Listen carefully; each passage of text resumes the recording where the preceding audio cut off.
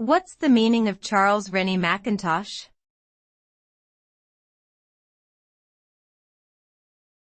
Charles Rennie Mackintosh.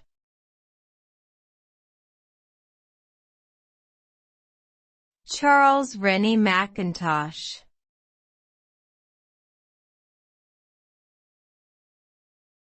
Charles Rennie Mackintosh.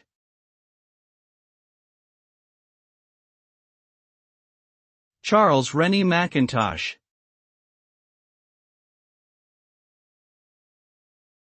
Charles Rennie Mackintosh was a Scottish architect, artist, and designer who was one of the prominent figures of the arts and crafts movement in the late 19th century.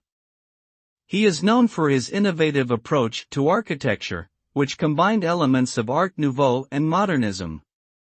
Mackintosh designed several notable buildings, such as the Glasgow School of Art and Scotland Street School, as well as furniture and interiors. His style was characterized by simplicity, elegance, and functionality, and his work had a significant influence on modernist design.